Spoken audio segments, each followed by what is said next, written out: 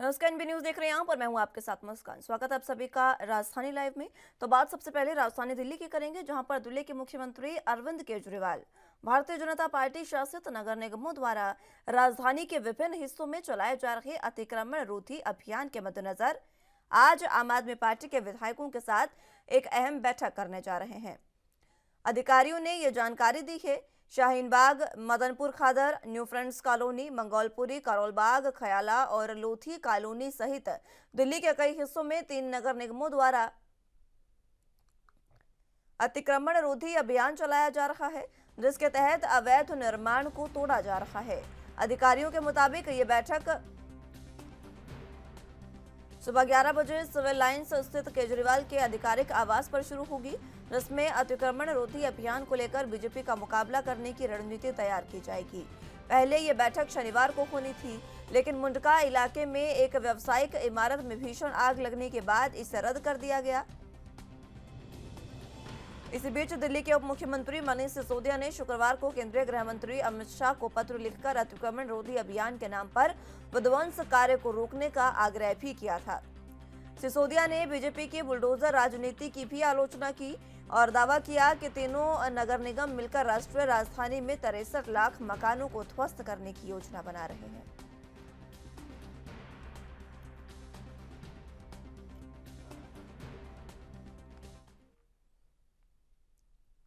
इस खबर पर ज्यादा जानकारी के लिए दिल्ली से संवाददाता राजीव तिवारी हमारे साथ मौजूद हैं। राजीव, फिलहाल जिस तरीके से बात की जाए, ये जो अतिक्रमण अभियान है उसको लेकर केजरीवाल आज बैठक करने जा रहे हैं, क्या कुछ अहम जानकारी?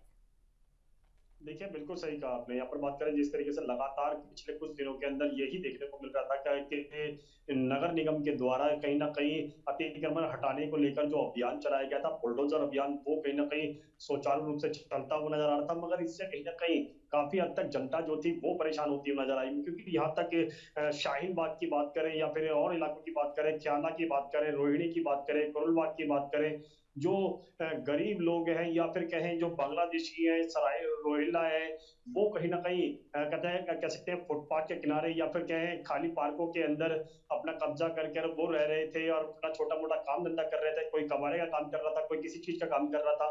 मगर उनसे कहीं न कहीं उनकी जो रोज़ी-रोज़गार थी, वो चलती नज़र आ रही थी। मगर अब जिस तरीके से बुलडोज़र की कार्रवाई लगातार की जा रही है, यहाँ तक कि अतिक्रमण के नाम पर फुटपाथों को खाली कराया जा रहा है, यहाँ तक कि जो लोगों ने कब्जा किया हुआ है, चाहे वो मंदिर के बाहर हो या मस्जिद के बाहर हो या फिर कहें पार्कों के अंदर कब्जा किया हुआ है, उसको खाली कराने के लिए नगर निगम की तरफ से बिल्कुल कोशिश की जा रही है। और यहाँ तक कि ये भी कहा गया है कि जब तक दिल्ली के अंदर अतिक्रमण को खाली नहीं करा लिया जाएगा, इसी तरीके से बुलडोजर की कार्रवाई जो है वो सुचारू रूप से जारी रहेगी। मगर यहाँ पर बात करें जिस तरीके से आम आदमी पार्टी की, तो आम आदमी पार्टी के विधायक जो थे किसके अमान उल्ला खां के, उन्होंने द्वारा भी कहीं न कहीं विरोध किया गया था, जिसके द्वारा उनके ऊपर कार्रवाई की गई है। मगर अब आम आदमी पार्टी जो है वो बिल्कुल मिलकर अपने आप को कहीं न कहीं खड़ा करेगी और इस बुलडोजर के आगे बिल्कुल एक रणनीति बनाई जाएगी कि बुलडोजर को किस तरीके से रोका जाए और ये 63 लाख लोगों को जो कह सकते हैं उनका जो घर है या फिर आशियाने हैं, उनको बर्बाद करने की जो कोशिश की जा रही है या फिर कहें उनको उजाड़ने की कोशिश की जा रही है,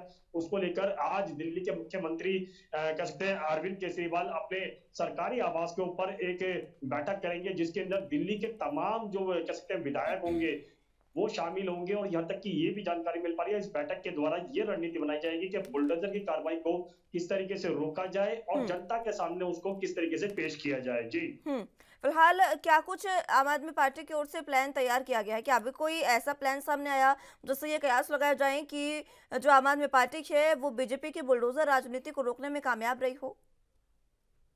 देखिए, अभी तक जो जानकारी मिल पा रही है वो यही जानकारी मिल पा रही है कि आम आदमी पार्टी जो है वो अब बुलडोजर के आगे बिल्कुल खड़ी होती नजर आएगी।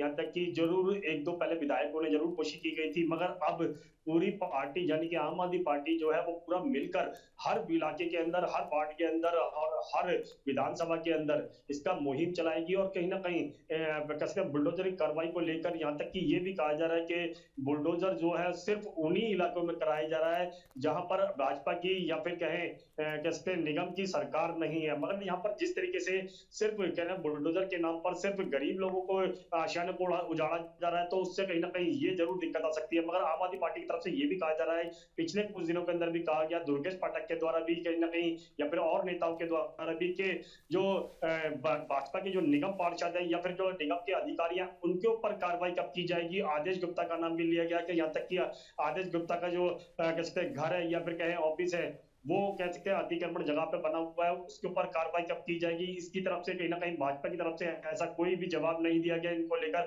मगर यहाँ तक जिस तरीके से अब अरविंद केजरीवाल इस पार्टी कह सकते हैं इस मुहिम के अंदर योगदान देंगे और बैठक की जाएगी, और बैठक के द्वारा ये रणनीति बनाई जाएगी कि बुलडोजर की कार्रवाई को किस तरीके से रोका जाए। यहाँ तक कि मनीष सिसोदिया ने भी कहीं ना कहीं गृह मंत्री अमित शाह से भी कहीं ना कहीं पत्र के माध्यम से शिकायत करने की कोशिश की गई थी कि बुलडोजर की कार्रवाई जिस तरीके से चल रही है उससे कहीं ना कहीं 63 लाख जो लोग हैं उनके घर जो बिल्कुल उधर उजड़ जाएंगे, वो फुटपाथ पर आ जाएंगे, उनके रोजी रोजगार का कहीं ना कहीं व्यवस्था होनी चाहिए। मगर यहाँ पर जिस तरीके से केंद्र सरकार या फिर कहे भाजपा के द्वारा जो भी कार्य किए जा रहे हैं उसके अंदर कहीं ना कहीं गरीब लोग जो है वो पिसते हुए नजर आ रहे हैं। मगर यहाँ पर जिस तरीके से बुलडोजर की कार्रवाई की बात करें तो बुलडोजर की कार्रवाई जो है वो निगम के द्वारा अभी भी सुचारू रूप से जारी है। जी ठीक है, बुलडोजर की कार्रवाई जारी है। इसी बीच अभी शुक्रवार की बात है जब मनीष सिसोदिया ने एक पत्र लिखा था अमित शाह को। उस पत्र में भी बुलडोजर की जो राजनीति है उसको रोकने की मांग की गई थी। उस पत्र पर क्या कोई अभी तक जो प्रतिक्रिया या फिर जवाब है वो अमित शाह का सामने आया हो?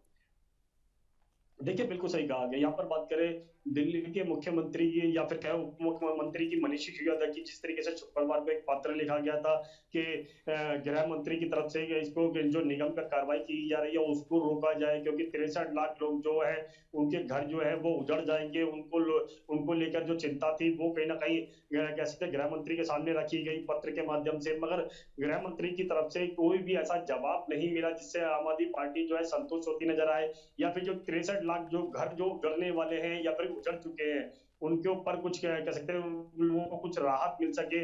मगर बार बार जिन लोगों के घर उजाड़े जा रहे हैं या फिर कहें उनको खाली कराया जा रहा है अतिक्रमण के नाम पर, उनकी तरफ से जरूर कहा जा रहा है कि सरकार जो है वो बड़े अधिकारियों के ऊपर कार्रवाई नहीं कर रही है, आम जनता के ऊपर कार्रवाई कर रही है, और उन्होंने सिर्फ अपनी रोजी रोजगार के लिए थोड़ी सी जगह ले ली तो उससे सरकार क्या किया जाता है। मगर यहाँ पर जिस ठीक है। तरीके से निगम के द्वारा जो कार्रवाई की जा रही है, बुलडोजर चलाया जा रहा है, वो सिर्फ ग्राउंड लेवल यानी कि जो फुटपाथ पर रहने वाले जो लोग हैं उनके ऊपर ही चलाया जा रहा है, ना कि किसी बड़ी अधिकारी के ऊपर। मगर जिस तरीके से ठीक है राजीव। आम आदमी पार्टी जो है वो एकजुट होकर बिल्कुल सामने आने वाली है, तो उससे कहीं ना कहीं भाजपा की जरूर मुश्किलें खड़ी हो सकती हैं। जी ठीक है राजीव, बहुत शुक्रिया आपका हमारे साथ जुड़ने के लिए और तमाम अहम जानकारी हम तक पहुंचाने के लिए।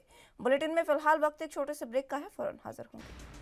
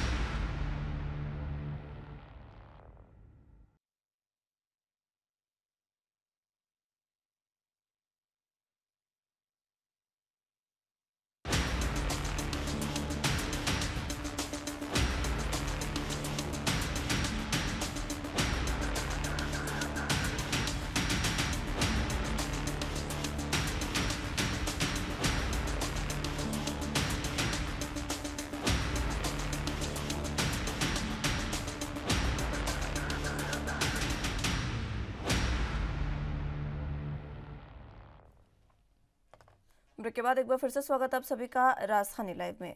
उत्तर प्रदेश के कुशीनगर जिले में बुद्ध पूर्णिमा पर 16 मई को पीएम नरेंद्र मोदी के आगमन की तैयारी पूरी हो गई है। बताया जा रहा है कि पीएम कुशीनगर से सीधे हेलीकॉप्टर से लुम्बिनी पहुंचेंगे। नेपाल के लुम्बिनी में पीएम के लिए 4 हेलीपैड बना लिए गए हैं। वहीं पीएम लुम्बिनी में लौटते समय गौतम बुद्ध के महापरिनिर्वाण स्थली जाकर पूजा अर्चना भी करेंगे और वहां पर चिबर चढ़ाएंगे, जिसे देखते हुए हवाई अड्डे से लेकर कुशीनगर बुद्ध मंदिर तक की सुरक्षा व्यवस्था पूरे तरीके से दुरुस्त कर दी गई है। पीएम नरेंद्र मोदी बुद्ध पूर्णिमा के मौके पर कुशीनगर और लुम्बिनी का दौरा करेंगे। 7 महीने के भीतर पीएम का दूसरा दौरा है। पीएम सुबह 9:20 पर कुशीनगर इंटरनेशनल एयरपोर्ट पहुंचेंगे और 9:25 में हेलीकॉप्टर द्वारा लुम्बिनी के लिए प्रस्थान करेंगे। लुम्बिनी से शाम 4:05 पर वापस कुशीनगर पहुंचेंगे और शाम 4:10 पर महापरिनिर्वाण मंदिर जाएंगे, जहां 4:20 पर भगवान बुद्ध की लेटी हुई प्रतिमा के दर्शन करेंगे, जिसके बाद लखनऊ के लिए रवाना होंगे।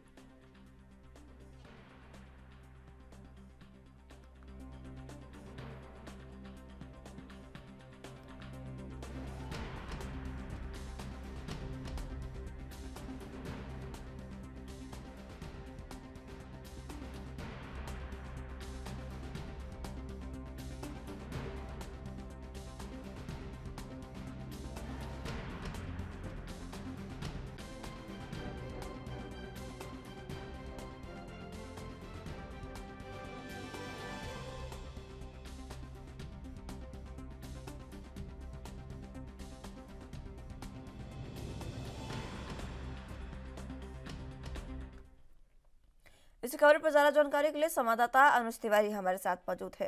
अनुज, फिलहाल जिस तरीके से लुम्बिनी का दौरा आज प्रधानमंत्री नरेंद्र मोदी का है, क्या कुछ अहम जानकारी इसको लेकर? जी मुस्कान, देखिए उत्तर प्रदेश के अंदर लगभग काफी समय बाद प्रधानमंत्री मोदी जी आ रहे हैं। और ये चीजें जो देखी गई थी उत्तर प्रदेश के अंदर चुनाव के समय पर बहुत ज्यादा देखी गई थी। मोदी जी का कई बार दौरा उत्तर प्रदेश के अंदर हुआ था, लेकिन बुद्ध पूर्णिमा के शुभ पर्व के ऊपर मोदी जी का उत्तर प्रदेश के अंदर आगमन हो रहा है। लगभग 8 बजे के आसपास विशेष विमान से वो दिल्ली से उड़ान भरेंगे और लगभग 9:20 के आसपास ये इसी कुशीनगर की सरजमीन के पर पहुंचेंगे और MI-17 हेलीकॉप्टर के द्वारा वो दोबारा उड़ान भरेंगे और जो सीधे नेपाल की यात्रा करेंगे। और नेपाल में एक यात्रा होने के बाद लगभग 4:20 के आसपास 4:05 पर वापस वो इसी कुशीनगर की जमीन पर आएंगे और लगभग 4:20 पर महानिर्वाण स्थल जो है कुशीनगर का लुम्बिनी है, तो वहां पर जाकर के महात्मा बुद्ध की लेटी हुई प्रतिमा का दर्शन करेंगे, पूजा अर्चना करेंगे, वंदना करेंगे और उसके बाद वहां से लगभग 4:50 पर फिर से उड़ान भरेंगे एक विशेष विमान के द्वारा और लगभग 5:46 पर लखनऊ पर पहुंचेंगे। और लखनऊ में अमौसे हवाई अड्डे से ये सड़क मार्ग होते हुए 5 कालीदास मार्ग जो है, मुख्यमंत्री का आवास जिसे कहा जाता है, जिसको बहुत भव्यता के साथ तैयार किया गया है और उसको सजाया गया है, क्योंकि वहां पर प्रधानमंत्री नरेंद्र मोदी का आगमन है।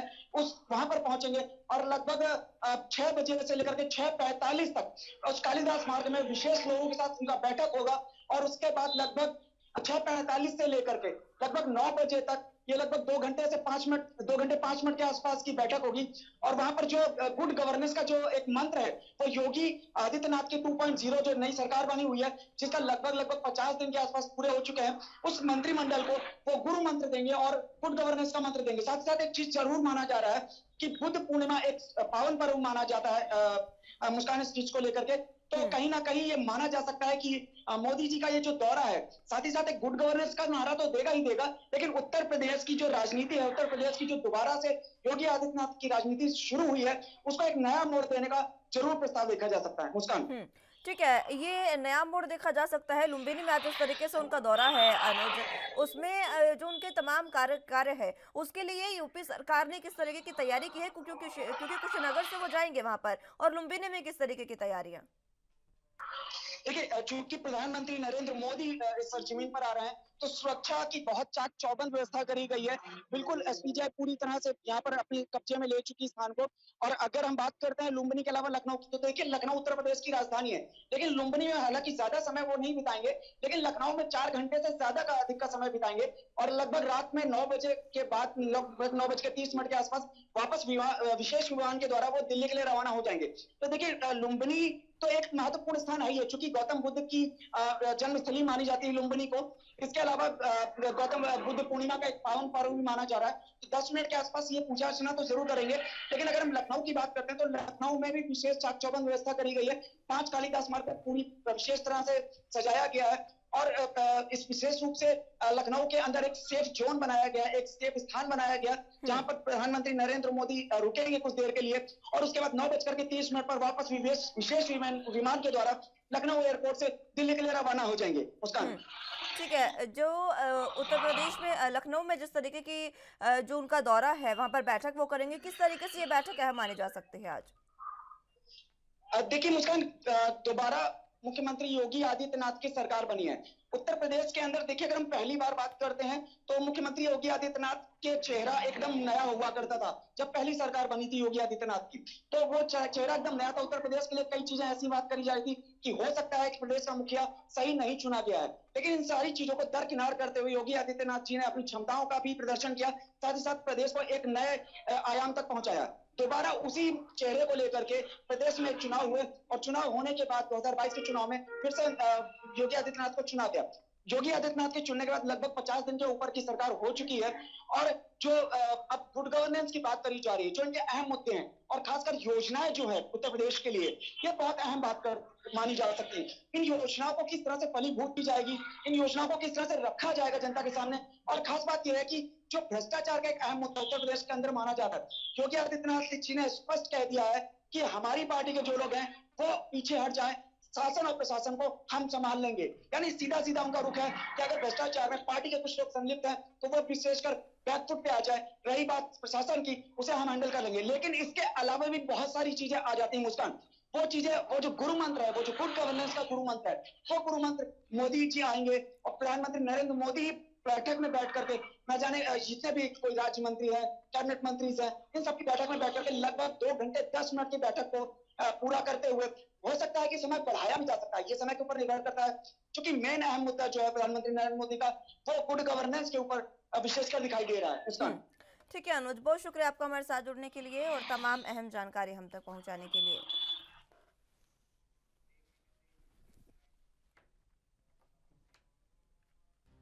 बुलेटिन में फिलहाल वक्त एक छोटे से ब्रेक का है, फौरन हाजिर होंगे।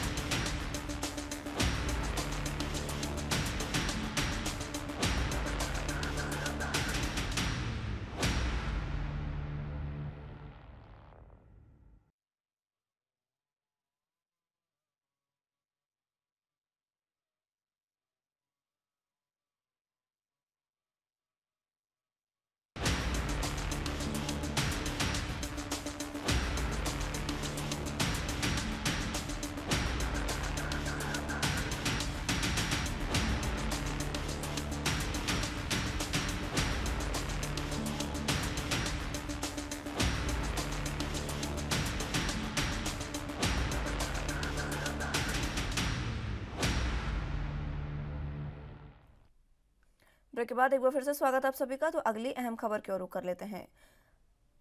पंजाब के मुख्यमंत्री भगवंत मान की तरफ से एक अच्छी पहलकदमी की शुरुआत की जा रही है। बताया जा रहा है कि सीएम भगवंत मान चंडीगढ़ में आज जनता दरबार लगाने जा रहे हैं, जिसमें सीएम मान लोगों से रूबरू होंगे और उनकी समस्याओं को सुनेंगे। ये जनता दरबार पंजाब भवन में आज सुबह 11 बजे लगाया जाएगा, जहां पर लोग अपनी समस्याओं को लेकर सीएम भगवंत मान से बातचीत करेंगे। गौर हो कि राज्य की जनता कानून व्यवस्था, शिक्षा, स्वास्थ्य संबंधी और अपने कई अन्य तरह के मुद्दों को लेकर काफी कश्मकश में है और वो सरकार से कई मुद्दों पर सीधा संपर्क करना चाहते हैं। उनकी इन्हीं समस्याओं को जानने के लिए आज मुख्यमंत्री द्वारा जनता दरबार लगाया जा रहा है।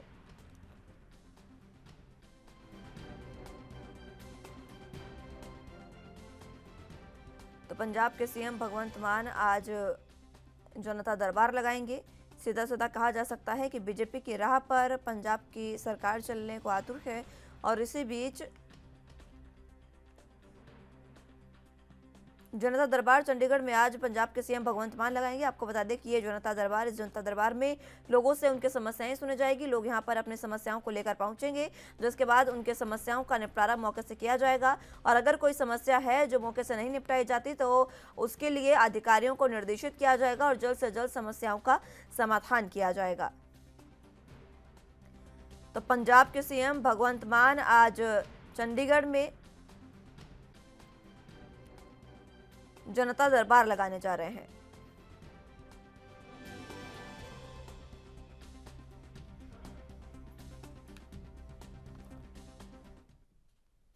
इस खबर पर ज्यादा जानकारी के लिए चंडीगढ़ से संवाददाता अमित कुमार हमारे साथ मौजूद हैं।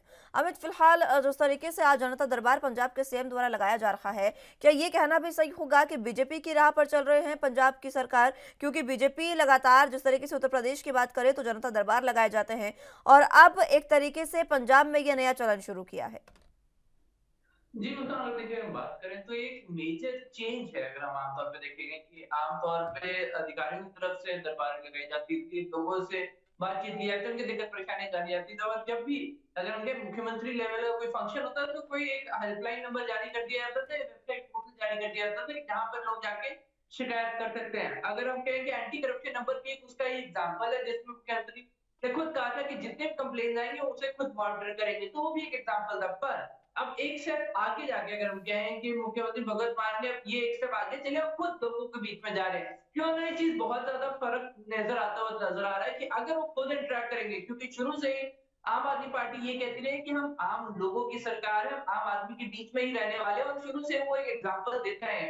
शुरू से ही पंजाब में वीआईपी कल्चर खत्म किया जा रहा है, और शुरू से ही एक एग्जाम्पल दिया जा रहा है कि आप के सभी विधायक बहुत इजीली अप्रोचेबल है। सभी विधायकों को अपने अपने हलकों में रहने के लिए कहा गया था, चंडीगढ़ कम से कम आने के लिए कहा गया जब तक बहुत ज्यादा जरूरी नहीं है। तो ये एग्जाम्पल सेट किए गए थे, और उसी कड़ी में एक बड़ा एग्जाम्पल खुद अब मुख्यमंत्री भगवंत मान आज सेट करेंगे कि जब उन्होंने खुद एक जनता का दरबार लगा रहे हैं जिसमें पंजाब के लोग आके मिल सकते हैं। आज 11 बजे पंजाब भवन में ये जनता का दरबार लगाया जा रहा है, जिसमें पंजाब के लोग अपना कोई भी मुद्दा लेके आ सकते हैं, चाहे वो बिजली पानी का मुद्दा हो, चाहे वो स्वास्थ्य से जुड़ा मुद्दा हो, चाहे शिक्षा से जुड़ा मुद्दा हो। हर एक मुद्दे को खुद सुनने के लिए मुख्यमंत्री यहाँ बैठे हैं। और अगर आप देखते हैं कि जब स्टेट का मुखिया ही बैठता है कोई किसी की शिकायत सुनने, तो उसका निपटारा जल्द से जल्द होगा।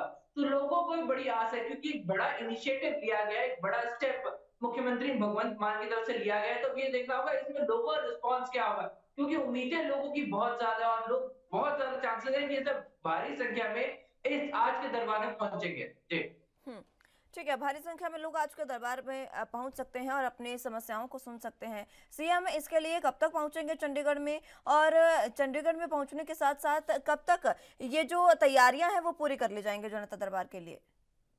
देखिए, जनता दरबार की जो तैयारियां हैं वो पूरी हो चुकी हैं, क्योंकि जो मीटिंग रखी गई है, या फिर हम कहें कि जहां पर लोगों को सुनना है, वो पंजाब भवन में ये रखा गया है प्रोग्राम, जहां पे पंजाब के लोग आके अपनी चिंता, दिक्कत, परेशानियां मुख्यमंत्री को सुना सकते हैं। ठीक 11 बजे जैसे हमें जानकारी मिल रही है कि प्रोग्राम शुरू हो जाएगा। मुख्यमंत्री भगवंत मान आज चंडीगढ़ में ही अभी अपनी सरकारी रिहायश से उन्होंने सीधा, अगर हम कहें कि पंजाब भवन आना जो ठीक बगल में है उनकी सरकारी रिहायश के, तो वहां पर आके ठीक 11 बजे हम कह सकते हैं कि लोगों के बीच उन्होंने पहुंचना है, लोगों से उनकी दिक्कत परेशानियां सुननी है। तो आप देख सकते हैं खुद मुख्यमंत्री बहुत ज्यादा प्रोएक्टिव चल रहे हैं। इस हर एक पहलू पे ध्यान दिया जा रहा है कि लोगों के जो वादे पूरे किए करने की बात की गई थी, जो लोगों से वादे किए थे उन्हें स्टार्टिंग से पूरा करने की कोशिश की जा रही है। साथ ही साथ लोगों की बातें भी सुनी जा रही है। आपको देखें, जैसे मुस्कान की पहले भी कई बार विधायकों को बुलाया जा चुका है, उनसे उनके एरिया का फीडबैक स्टार्टिंग से ही था। अगर हम कहें कि पहले महीने के अंदर से ही फीडबैक भी लेना शुरू कर दिया गया था। तो उसी चीज में हम कहें कि आम आदमी पार्टी शुरू से ही बहुत ज्यादा प्रोएक्टिव है। जहां पे हम आमतौर पर देखते हैं पुरानी सरकारें बाद में जाके, जैसे कि पहले 2 साल अपने हिसाब से काम करती थी, उसके तीसरे, चौथे, पांचवें साल फीडबैक लेकर चेंजेस करती थी। पर आम आदमी पार्टी शुरू से ही, या फिर हम कहेंगे पंजाब में आम आदमी की सरकार शुरू से ही लोगों के ओपिनियन कंसिडर कर रही है। जो जो चेंजेस करने की जरूरत है उन्हें चेंज किया जा रहा है, जो पहलू पे गौर देने की कोशिश की जरूरत है उन पे गौर दिया जा रहा है। उसी कड़ी में जहाँ पे हम कह सकते हैं कई घोषणाएं हो चुकी है, तो ऐसे में जरूरत लगी थी कि लोगों का फीडबैक लिया जाए। लोगों को अगर कोई दिक्कत परेशानी आ रही है सरकार से, तो वो पहुंचे, लोग बात करें, और इसको सुनने के लिए खुद मुख्यमंत्री भगवंत मान बैठे हैं। तो ऐसे में लोगों को आम आदमी के लिए, आम आदमी पार्टी के लिए और ज्यादा उम्मीद जागी है, और ज्यादा गुडविल जागी है कि अगर मुख्यमंत्री भगवंत मान खुद हमें समय दे रहे हैं, हमारी बातें सुन रहे हैं, तो हमें सरकार से जितने भी उनके वादे हैं वो पूरे होने की उम्मीद है और ज्यादा बढ़ जाती है। जी ठीक है। फिलहाल जिस तरीके से जनता दरबार लगाया जा रहा है, मैं ये समझना चाहूंगी अमित, क्योंकि आने वाले आगे भी कुछ राज्यों में विधानसभा चुनाव है जहां पर माफ कीजिएगा, आम आदमी पार्टी जो है वो अपने ताल ठोक रही है। हिमाचल प्रदेश की बात करें, गुजरात की बात करें, यहाँ पर आम आदमी पार्टी चुनाव लड़ रही है। क्योंकि पंजाब पहली बार फुल स्टेट मिला है आम आदमी पार्टी की सरकार को, तो यहाँ पर जो फैसले होंगे वो आगे के राज्यों में भी उनको फायदा पहुंचाएंगे। तो क्या ये फैसला आगे के राज्यों में फायदा पहुंचा सकता है?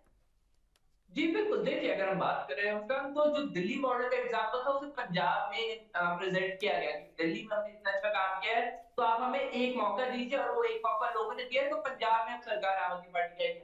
और जितना अच्छा काम आम आदमी पार्टी पंजाब में करेगी, उसी का ही श्रेय लेकर वो दूसरी स्टेट में जाकर के, तो उनका सीधा एग्जाम्पल है, क्या हाईलाइट हो जाता है कि फुल एक, अगर हम कहेंगे दिल्ली भले ही आम आदमी पार्टी कांग्रेस में जीत चुकी है, पर फुल स्टेट का दर्जा नहीं है, कंसिडर दिल्ली कर सकते, पर पंजाब में अगर फुल स्टेट उनके पास है, जो एक बॉर्डर स्टेट है, तो कई कॉम्प्लिकेशन है, कई चीजें है। अगर पंजाब में अच्छा काम करती है, तो पंजाब का एग्जाम्पल लेके अगर हम कहें आम आदमी पार्टी पूरे कहीं पर भी, भारत में कहीं पर भी इलेक्शन कंटेस्ट करने के चांसेस रखते हैं, क्योंकि एक सीधा बड़ा मेजर एग्जाम्पल है कि हमने पंजाब में फाइनेंशियल प्रॉब्लम थी, पंजाब के एजुकेशन सिस्टम में प्रॉब्लम थी, पंजाब के हेल्थ सेक्टर में प्रॉब्लम थी, हमने उन सबको सुधारा है और उनका एग्जाम्पल हम आपको प्रेजेंट कर रहे हैं। तो अगर पंजाब में आम आदमी पार्टी अच्छा काम करती है, तो इसका क्रेडिट वो किसी भी स्टेट में रिप्रेजेंट कर सकती है और उससे लोगों की गुडविल और ज्यादा जीत सकती है।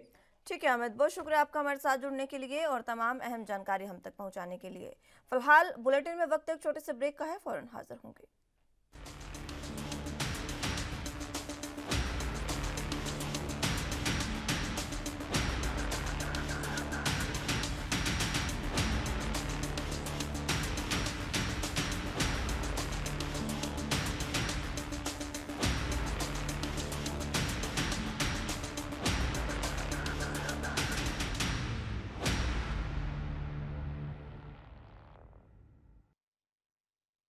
फिर से स्वागत है आप सभी का राजधानी लाइव में। शनिवार को मुंबई के बांद्रा कुर्ला कॉम्प्लेक्स की रैली में महाराष्ट्र के मुख्यमंत्री और शिवसेना पार्टी प्रमुख उद्धव ठाकरे ने भारतीय जनता पार्टी और विधानसभा में विपक्षी नेता देवेंद्र फडणवीस पर जोरदार हमले किए थे। देवेंद्र फडणवीस ने इस रैली के तुरंत बाद ही ट्वीट कर ये घोषणा की थी कि जवाब तो मिलेगा और ठोक कर मिलेगा। मुंबई महानगर पालिका का चुनाव करीब है, ऐसे में मुंबई के गोरेगांव नेस्को सेंटर में खासतौर से उत्तर भारतीयों से संवाद के लिए बीजेपी की हिंदी भाषी उत्तर भारतीय सभा बुलाई गई। रविवार बीजेपी की इस उत्तर सभा में देवेंद्र फडणवीस ने सीएम ठाकरे को ठोक कर उत्तर दिया। देवेंद्र फडणवीस ने कहा कि कल उद्धव ठाकरे की सभा शुरू होने से पहले कहा जा रहा था कि मास्टर सभा होगी, लेकिन मास्टर सभा तो लाफ्टर सभा निकली। लाफ्टर शो में कोई नई बात सुनने को नहीं मिली। कौरवों की साथ कल हुई, पांडवों की साथ सभा आज हो रही है।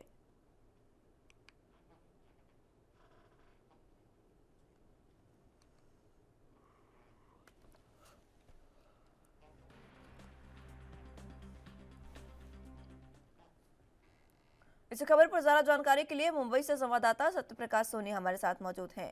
सत्यप्रकाश, फिलहाल जिस तरीके से उद्धव ठाकरे की सभा हुई, उसके बाद देवेंद्र फडणवीस ने सभा कर उन्हें जवाब दिया है।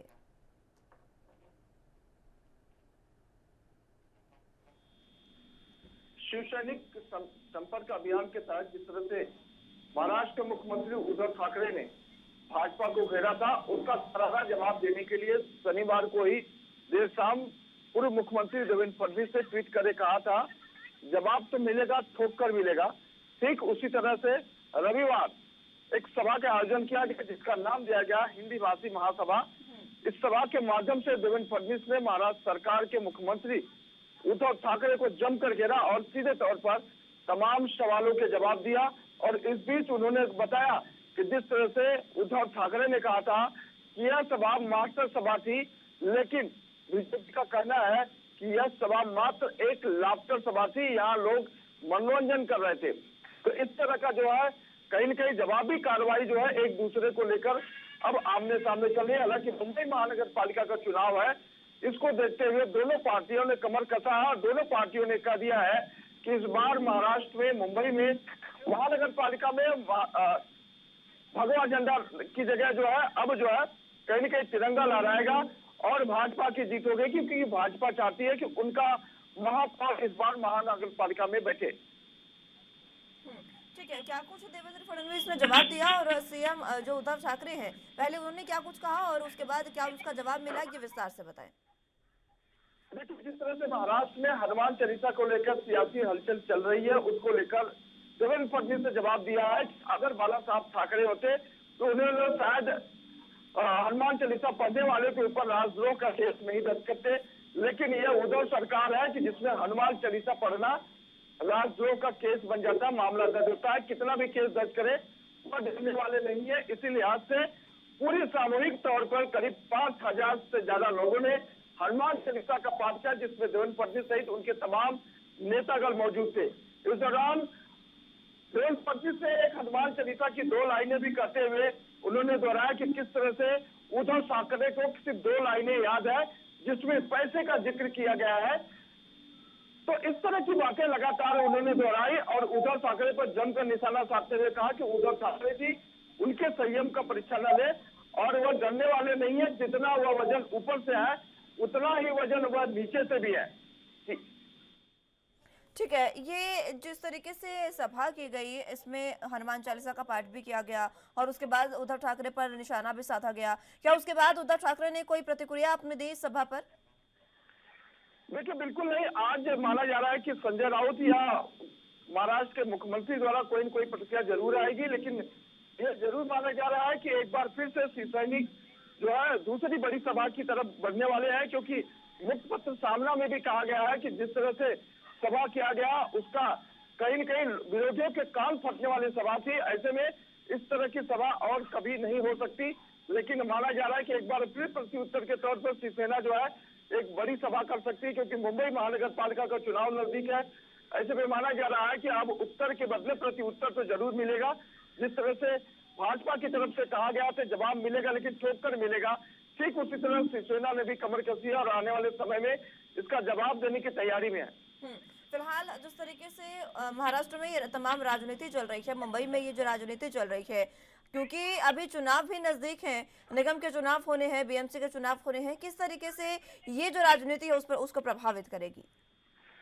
बिल्कुल, देखिए पिछले दिनों ओवैसी औरंगाबाद गए थे, जहां पर औरंगजेब की मजार पर उन्होंने माथा टेका था। उसको लेकर बीजेपी का पूरी तरह से विरोध है। बीजेपी का सीधे तौर पर आरोप है कि महाराष्ट्र के मुख्यमंत्री उद्धव ठाकरे को चुल्लू भर पानी में डूब मरना चाहिए, क्योंकि ओवैसी जैसे आतताई की हिम्मत कैसे हुई कि महाराष्ट्र औरंगाबाद में जाकर औरंगजेब की जो है मजार पर माथा टेकना, क्योंकि यही वही औरंगजेब है जिसने शिवाजी महाराज की हत्या की थी।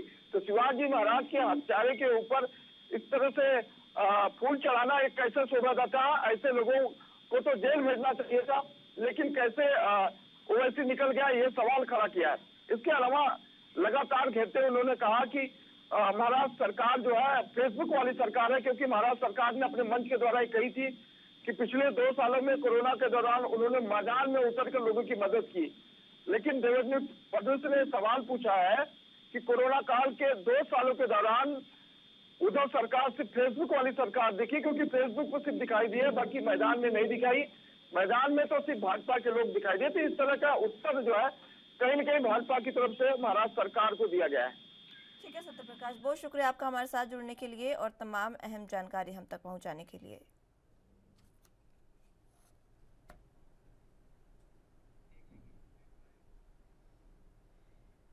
बुलेटिन में फिलहाल वक्त एक छोटे से ब्रेक का है, फौरन हाजिर होंगे।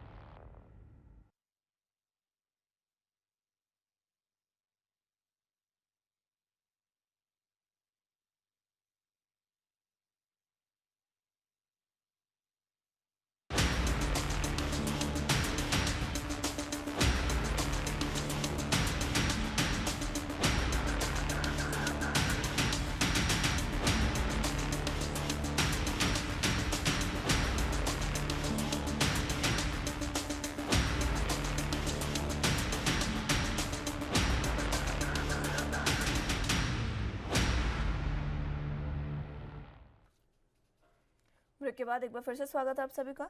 अखिल भारतीय कांग्रेस कमेटी का राजस्थान के उदयपुर में हो रहा 3 दिवसीय चिंतन शिविर संपन्न हो गया है। इस चिंतन शिविर में पार्टी प्रदेश अध्यक्ष प्रतिभा सिंह सहित कांग्रेस के वरिष्ठ नेताओं मुकेश अग्निहोत्री, अनिरुद्ध सिंह, सुधीर शर्मा, राजेश धर्माणी, रघुवीर सिंह बाली और धनीराम शांडिल ने भाग लिया। चिंतन शिविर में पार्टी प्रदेश अध्यक्ष प्रतिभा सिंह ने प्रियंका गांधी से प्रदेश की राजनीति पर चर्चा की और यहां की जमीनी परिस्थितियों से उन्हें अवगत कराया। उन्होंने प्रियंका गांधी को आश्वस्त किया कि पार्टी जनता की उम्मीदों पर खरा उतरेगी। पार्टी प्रदेश में शिमला नगर निगम चुनाव और विधानसभा चुनाव के लिए पूरे तरीके से तैयार है। इधर प्रदेश में घटित 2 महत्वपूर्ण घटनाओं, धर्मशाला विधानसभा के बाहर खालिस्तानी झंडे और नारों का लिखा होना और पुलिस भर्ती पेपर लीक मामले पर सरकार कांग्रेस के निशाने पर है और कांग्रेस इन दोनों मामलों पर लगातार सरकार पर हमलावर है। दोनों मामले में सीबीआई से जांच की मांग हो रही है।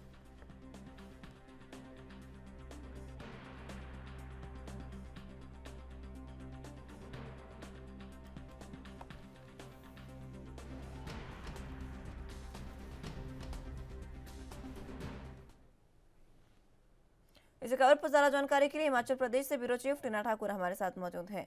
टीना जी, फिलहाल जिस तरीके से अब प्रतिभा सिंह ने मुलाकात की है प्रियंका गांधी से, क्या कुछ ये मुलाकात खास रही और किस तरीके से इसमें प्रदेश के जो चुनाव है उनके लिए सक्रियता बढ़ी कांग्रेस में?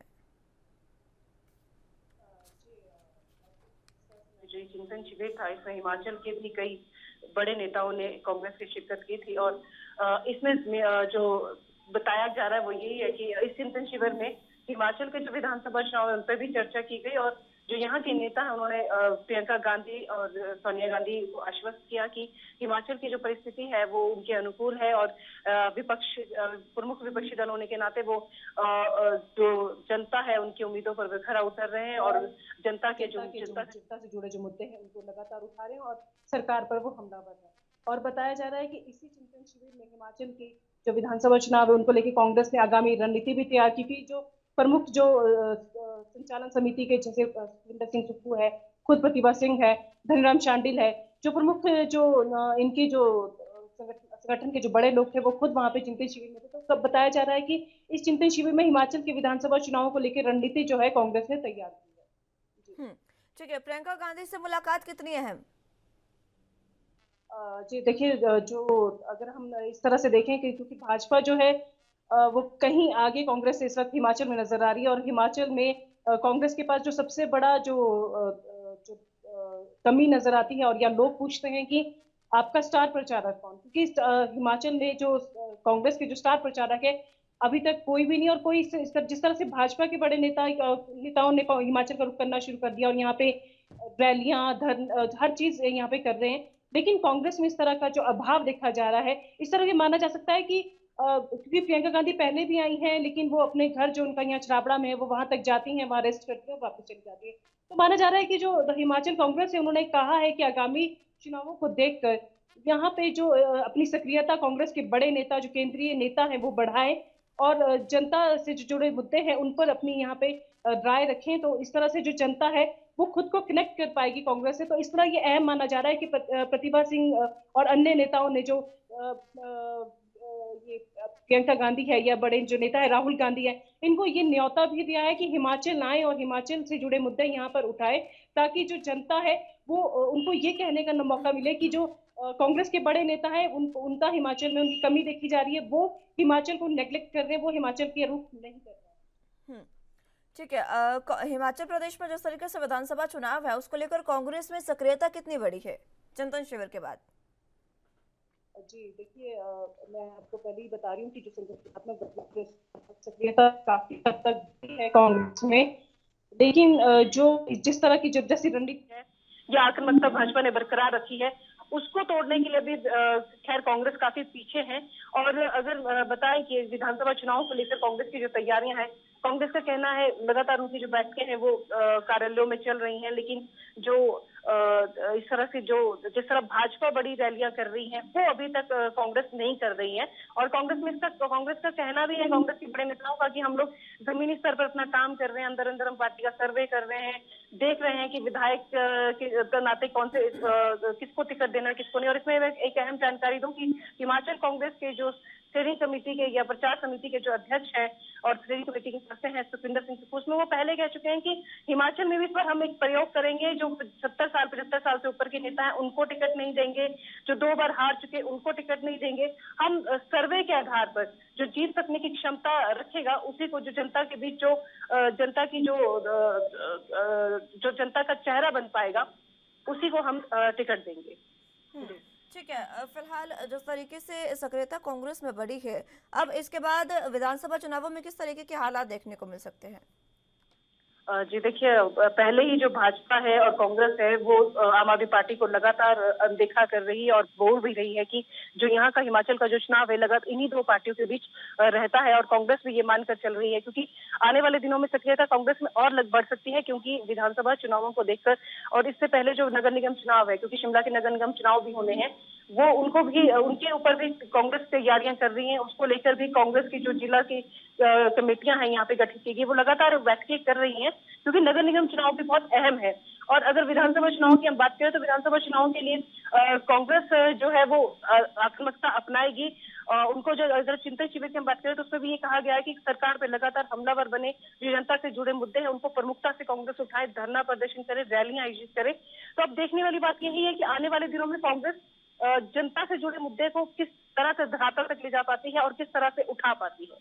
कांग्रेस में स्टार प्रचारकों की लिस्ट भी जारी नहीं हुई है और अभी तक कोई भी ऐसा बड़ा नेता नहीं किया जो हिमाचल प्रदेश में दौरे के लिए आ रहा हो या फिर लोगों से संवाद करने के लिए आ रहा हो। क्या इसका खामियाजा विधानसभा चुनावों में भुगतना पड़ सकता है कांग्रेस को? बिल्कुल, देखिए अगर हम भाजपा की बात करें, प्रधानमंत्री खुद यहाँ आ रहे हैं, उसके बाद अमित शाह आएंगे, लगातार प्रधानमंत्री का 2 दौरे यहाँ पे प्रस्तावित है। एक अभी 31 मई को होना है, इसके बाद जून में जो है युवा रैली यहाँ पे होनी है। और भी अगर आप देखेंगे तो भाजपा के जो केंद्रीय नेता है वो लगातार हिमाचल में सक्रियता भाजपा के बड़े नेता बना रखे हैं। लेकिन इसी तरह अगर हम कांग्रेस को देखें तो कांग्रेस में सक्रियता कहीं से निर्धारित है। और कांग्रेस के जो प्रभारी हैं खुद राजीव शुक्ला, वो भी हिमाचल में जो है अपनी सक्रियता नहीं दिखा पा रहे। उस तरह की मीटिंग, उस तरह की बैठ के, उस तरह के धरातल पर वो अपने कार्यकर्ताओं को नहीं ले जा पा रहे। हालांकि चिंतन शिविर के समाप्त होने पर उन्होंने एक वहां से बयान जारी किया और हिमाचल की जो भाजपा सरकार है उस पर वो हमलावर हुए। और लेकिन ये देखने वाली बात है कि चिंतन शिविर से उन्होंने ये सब किया, हिमाचल में खुद आकर शिमला या कहीं धर्मशाला या कहीं पर भी उन्होंने आकर इस तरह का कोई बयानबाजी सरकार के खिलाफ नहीं की, या जिस तरह के कार्यकर्ता चाह रहे हैं कि उनके जो बड़े नेता है वो यहाँ पर आकर उनमें जोश भरे, उनको ये भरोसा दिलाए कि जो आने वाले चुनाव है उनमें हम एकजुटता से लड़ रहे हैं और सत्ता हासिल कर रहे हैं। ये कहीं ना कहीं अभी बड़ा अभाव कांग्रेस में देखने को मिल रहा है और निश्चित तौर पर इसका जो खामियाजा है वो भुगतना पड़ सकता है कांग्रेस को, अगर इस तरह हल्के में ले कांग्रेस विधानसभा चुनाव को। ठीक है टीना जी, आप बने रहिए हमारे साथ, जानकारी आपसे लेते रहेंगे। फिलहाल वक्त एक छोटे से ब्रेक का है, फौरन हाजिर होंगे।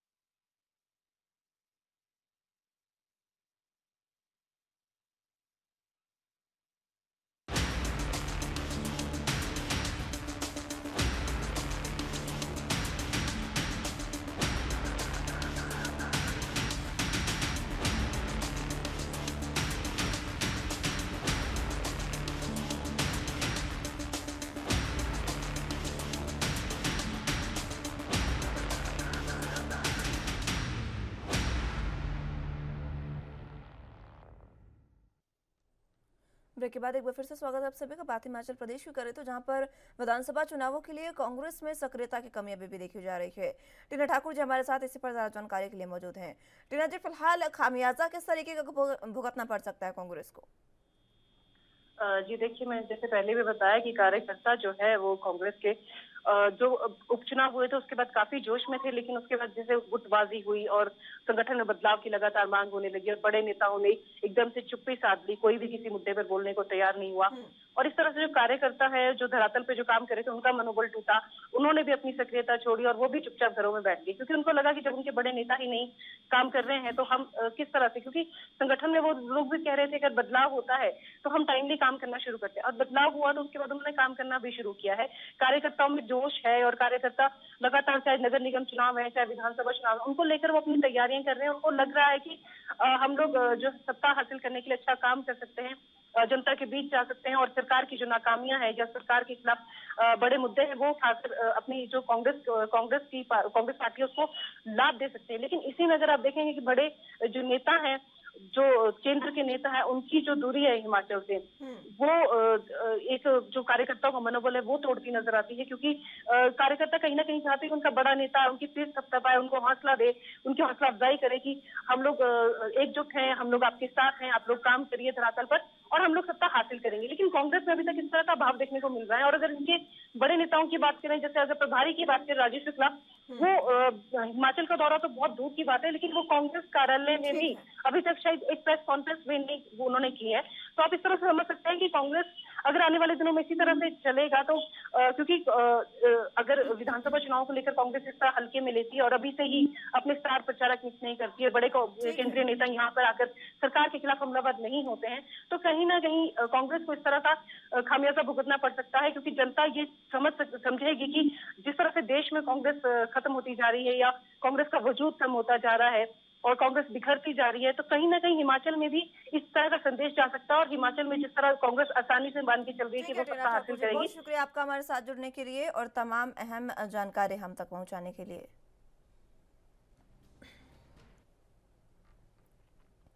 उत्तराखंड में चारधाम यात्रा चरम पर है। चारों धामों में श्रद्धालुओं की भीड़ उमड़ रही है। ऐसे में यात्रा में उमड़ रही भीड़ को देखते हुए राज्य सरकार ने सभी श्रद्धालुओं का रजिस्ट्रेशन अनिवार्य कर दिया है। अब बिना रजिस्ट्रेशन के किसी भी श्रद्धालु को दर्शन करने की अनुमति नहीं मिलेगी, जिसे लेकर कांग्रेस हमलावर हो गई है। कांग्रेस का कहना है कि चारधाम यात्रा को लेकर राज्य सरकार नए प्रयोग करने से बाज नहीं आ रही है। सरकार को नए प्रयोग से हजारों यात्री बगैर दर्शन के वापस लौट रहे हैं। कांग्रेस प्रवक्ता गरिमा दसोनी का कहना है कि सरकार को इस बात का फैसला समय रहते कर लेना चाहिए था, लेकिन जब यात्री चारधाम यात्रा के दर्शन करने उत्तराखंड आ रहे हैं तो सरकार रजिस्ट्रेशन के नाम पर उन्हें प्रताड़ित और शोषित कर रही है। यह हमारे अतिथि देवो भव की संस्कृति से बिल्कुल उलट है।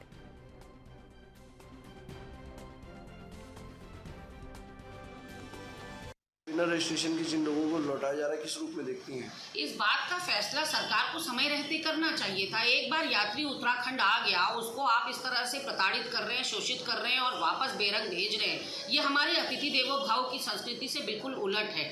और तो और ऑनलाइन रजिस्ट्रेशन आपका खुल नहीं रहा है, लोगों को ऋषिकेश जाने के लिए ताकीद किया जा रहा है। ऐसे में व्यक्ति जाए तो जाए कहाँ? इतनी कंफ्यूजन की स्थिति है, कोई समन्वय आप लोगों का आपस में दिखाई नहीं पड़ता। हर मंत्री अलग भाषा बोल रहा है। धन सिंह रावत, सतपाल महाराज, गणेश जोशी, मुख्यमंत्री, अगर इन सबके बयान आप चारधाम यात्रा को उठाकर देखेंगे तो आपस में कोई तालमेल आपको दिखाई नहीं पड़ेगा। अब क्योंकि यात्री और यात्रा दोनों इनके हाथों से सरकती इनको नजर आ रही है, तो ये नए प्रयोग करने पर उतर आए हैं और यात्रियों को वापस भेजा जा रहा है। बड़ा भाई कहते हैं आप उत्तर प्रदेश को। डबल इंजन, ट्रिपल इंजन की मांग की थी आपने, क्यों नहीं व्यवस्था कर रहे हैं आप बसों की? क्यों यात्रियों का बजट जो है बिगड़ रहा है परिवहन और ट्रांसपोर्ट की कमी की वजह से, और ये पंजीकरण वाला नया राग शुरू कर दिया?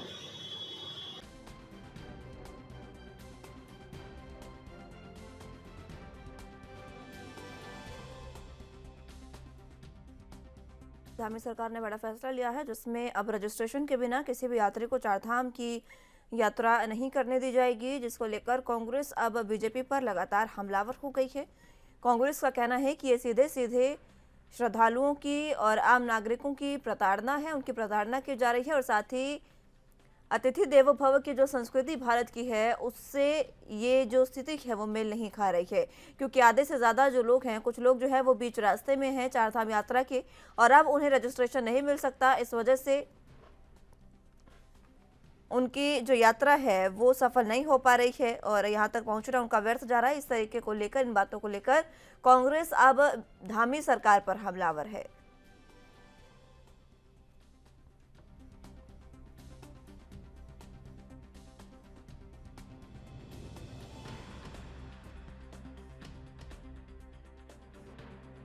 ने कई बड़े फैसले लिए हैं चारधाम यात्रा को लेकर, जहां पर वीआईपी कल्चर चारधाम यात्रा में खत्म किया गया। और इसी बीच वीआईपी कल्चर खत्म करने के बाद रजिस्ट्रेशन की मांग हालांकि कांग्रेस उठा रही थी कि रजिस्ट्रेशन जल्द से जल्द शुरू किया जाए, लेकिन अब जब रजिस्ट्रेशन शुरू किया गया है तो कांग्रेस ही एक बार फिर से सरकार के खिलाफ मुखर हो गई है।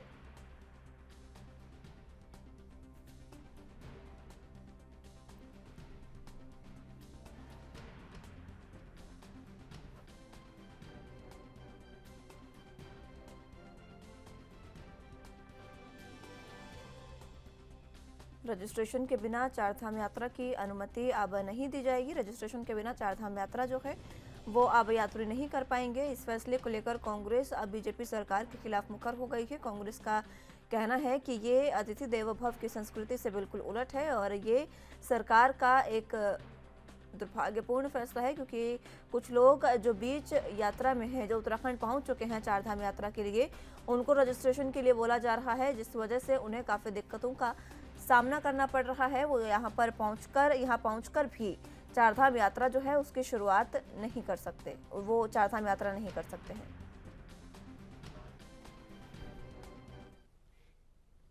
फिलहाल के लिए राजधानी लाइव में मेरे साथ बस इतना ही। तमाम अहम खबरों के लिए आप देखते रहिए एनबी न्यूज़। नमस्कार।